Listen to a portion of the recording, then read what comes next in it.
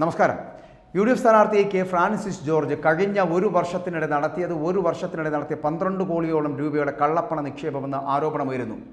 ഈ കാലയളവിൽ Francis George നികുതി ഇനത്തിൽ മാത്രം വെട്ടിച്ചത് 1 കോടിയോളം രൂപയാണ് എന്നുള്ളതാണ് ആരോപണം ഉന്നയിക്കുന്നത് പ്രതിപക്ഷ കക്ഷികൾ. ഫ്രാൻസിസ് ജോർജിൻ്റെ നാമനിർദ്ദേശ പത്രികയ്ക്കൊപ്പം സമർപ്പിച്ചിട്ടുള്ള സത്യവാങ്മൂലത്തിൽ സമർപ്പിച്ച കണക്കുകളിലാണ് പൊരുത്തക്കേടുകൾ ചൂണ്ടിക്കാട്ടിക്കൊണ്ട് എറണാകുളം സ്വദേശിയായിട്ടുള്ള മൈക്കിൾ വർഗീസ് ഇപ്പോൾ ഇലക്ഷൻ കമ്മീഷന് പരാതി നൽകിയിരിക്കുന്നത്. സത്യവാങ്മൂലത്തിലെ ആസ്തി, വരുമാനം, ബാധ്യതകൾ തുടങ്ങിയ കണക്കുകൾ പരസ്പരം പൊരുത്തപ്പെടുന്നവയല്ല എന്ന വസ്തുതകൾ നിരത്തിക്കൊണ്ട് ആ പരാതിയിൽ ഇങ്ങനെ വിവരിക്കുന്നുമുണ്ട്. ഫ്രാൻസിസ് ജോർജ് പാറാടി വില്ലേജിൽ 28/3/2023 99 സ്ഥലവും 7632 ചതുരശ്രീ വിസ്തൃതിയുള്ള കൊട്ടാര സദൃശമായ വീടും 1.40 കോടി രൂപയ്ക്ക് വാങ്ങിയതാണ് 2024 സമർപ്പിച്ച സത്യവാങ്മൂലത്തിൽ വ്യക്തമാക്കുന്നത്. മൂവാറ്റുപുഴ മുനിസിപ്പാലിറ്റിയുടെ ഹൃദയഭാഗത്താണിത്. മാറാടിയിൽ ഭൂമിക്ക് സെന്റിന് 5 ലക്ഷത്തിലേറെ വിലയുള്ളപ്പോൾ 5 ലക്ഷം രൂപ കണക്കാക്കിയാൽ പോലും 99 സെന്റ് 4.95 കോടി രൂപ വില വരും. വസ്തു വാങ്ങിയതായി കാണിച്ചിരിക്കുന്നത് 94,64,500 രൂപയ്ക്കാണ്. ഇതോടൊപ്പം 7632 ചതുരശ്രയടി ആഡംബര വീടിന് സത്യവാങ്മൂലത്തിൽ പറയുന്ന തുക വെച്ച് കണക്കാക്കിയാൽ ചതുരശ്രയടിക്ക് 450 രൂപയോളമാണ് നിർമ്മാണ ചിലവ് വരുന്നത് എന്ന് പറയേണ്ടി വരും. എവിടെ ലഭിക്കും ഇങ്ങനെ 450 രൂപയ്ക്ക്? എന്നാൽ ലൈഫ് മിഷൻ പദ്ധതിയിലെ വീടിന് പോലും ചതുരശ്രയടിക്ക് സർക്കാർ അംഗീകരിച്ചിരിക്കുന്ന നിർമ്മാണ ചിലവ് 920 രൂപ ആണെന്നിരിക്കെ പൂർണ്ണമായും മോടി പിടിപ്പിച്ച ആഡംബര വീടിന് ചിലവായത് ചതുരശ്രയടിക്ക് 450 രൂപ എന്നത് ഏറെ കൃത്രിമത്വം നിറഞ്ഞതാണ് എന്ന് പരാതിയിൽ കൃത്യമായി പറയുന്നുമുണ്ട്. നിർമ്മാണ വിദഗ്ധരുടെ കണക്കനുസരിച്ച് ആഡംബര വീടുകൾക്ക് വരുന്നത് ചതുരശ്രയടിക്ക് ഏറ്റവും കുറഞ്ഞത് 2000 രൂപയാണ്. അങ്ങനെ കണക്കാക്കിയാൽ ഫ്രാൻസിസ് ജോർജിൻ്റെ ഈ വസതിക്ക് 1,52,64,000 രൂപ വിലമതിക്കും. 1,40,00,000 രൂപയ്ക്ക് 2021 മാർച്ച് മാസത്തിൽ അദ്ദേഹം വാങ്ങിയ ഭൂമിയുടെയും വീടിൻ്റെയും ഇപ്പോഴത്തെ മൂല്യം ഒരു വർഷം കഴിഞ്ഞപ്പോൾ 2,56,67,000 രൂപയാണ് എന്നാണ് സത്യവാങ്മൂലത്തിലുള്ളത്. ഒരു വർഷം കൊണ്ട് സ്ഥലത്തിനും വീടിനും വർദ്ധിച്ചത് 1,16,23,300 രൂപയാണ്. ഈ ഒറ്റ ഇടപാടിൽ തന്നെ 6.5 കോടി രൂപയുടെ പണം കൈമാറിയിട്ടുണ്ടെങ്കിലും കാണിച്ചിരിക്കുന്നവരും 1.40 കോടി രൂപ മാത്രമാണ്.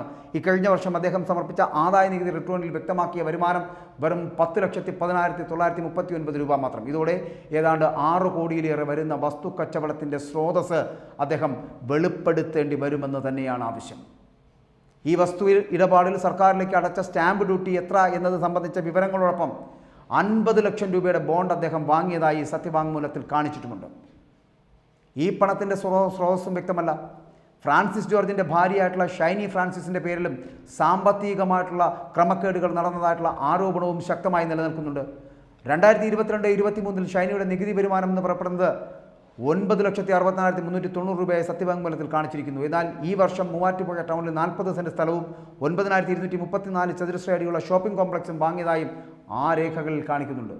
മൂവാറ്റുപുഴ ടൗണിൽ വെള്ളുക്കുന്നം വില്ലേജിൽ 832/1, 832/9, 803, 832/92 എന്നീ സർവേ നമ്പറുകളിലുള്ള ഭൂമി ഫ്രാൻസിസിൻ്റെ പേരിലും 832/923 സർവേ നമ്പർ ആ നമ്പറിലുള്ളത് ഭൂമി ഷൈനിയുടെ പേരിലുമുള്ളതാണ്.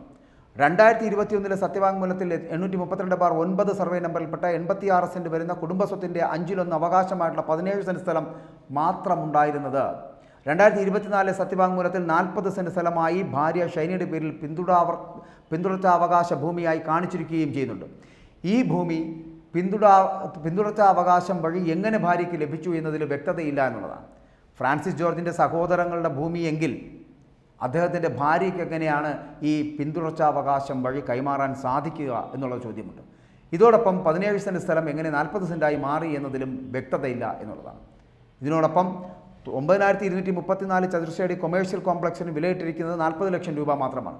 മൂവാറ്റുപുഴയുടെ ഹൃദയഭാഗത്ത് എം സി റോഡിൽ ഏകദേശം 40 സെന്റ് സ്ഥലത്തിന് 9,234 ചതുരശ്രയടി വ്യാപാര സമുച്ചയത്തിനും കൂടി മൂല്യം കണക്കാക്കിയിരിക്കുന്നത് 1,14,79,780 രൂപ.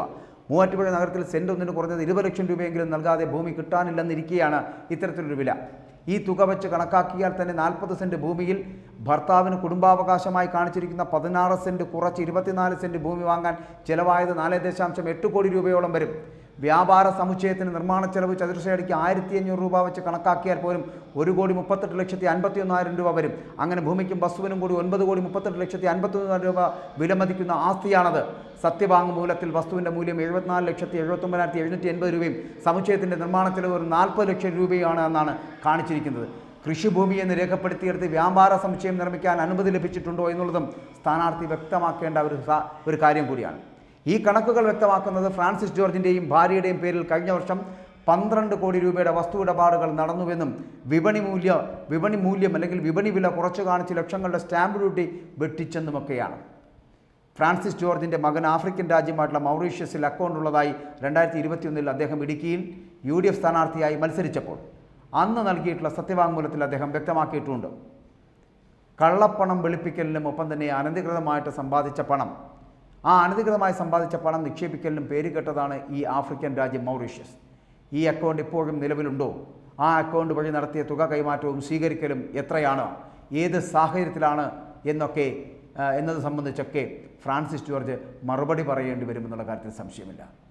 ഇത്തരത്തിലുള്ള ആരോപണങ്ങൾ നിലനിൽക്കുമ്പോൾ UDF സ്ഥാനാർത്ഥിയായിട്ടുള്ള ഫ്രാൻസിസ് ജോർജിന് മുന്നിൽ പല ചോദ്യങ്ങൾ വരുന്നുണ്ട്. കള്ളപ്പണവുമായി ബന്ധപ്പെട്ടിട്ട്, അത്തരത്തിൽ സ്റ്റാമ്പ് ഡ്യൂട്ടിയുമായി ബന്ധപ്പെട്ടിട്ട് അങ്ങനെ ഇടപാടുകൾ നടത്തിയിട്ടുണ്ടോ, ആദായ നികുതി വകുപ്പ് വെട്ടിച്ചിട്ടുണ്ടോ എന്നതടക്കമുള്ള കാര്യങ്ങൾ വ്യക്തമായിട്ടുള്ള കണക്കുകൾ നൽകിയാൽ മറ്റുള്ള നിയമവഴികളിലേക്കൊന്നും പോകേണ്ട ആവശ്യമില്ല. കൃത്യമായിട്ടുള്ള കണക്കുകൾ നൽകുന്നത്, അത്തരത്തിലുള്ള സൂചനകൾ നൽകുന്നത് UDF സ്ഥാനാർത്ഥിക്ക് അനുകൂലമാവുകയുള്ളൂ, ഒരിക്കലും പ്രതികൂലമാകില്ല. പക്ഷേ ഇത്തരത്തിലുള്ള കള്ളക്കണക്കുകളാണ് എങ്കിൽ കൃത്യമായും ഫ്രാൻസിസ് ജോർജ് അടക്കമുള്ളവർ നിയമത്തിന് മുന്നിൽ വരേണ്ടത് തന്നെയാണ്. ഇല്ലെങ്കിൽ അതിനുള്ള തീരുമാനമെടുക്കുന്നത് ആ കോട്ടയത്തെ തിരഞ്ഞെടുക്കപ്പെടുന്ന ജനപ്രതിനിധികളെ തിരഞ്ഞെടുക്കപ്പെടുന്ന ജനങ്ങളായിരിക്കും. ആ ജനങ്ങൾക്കറിയാം ആരെ തിരഞ്ഞെടുക്കണമെന്ന്.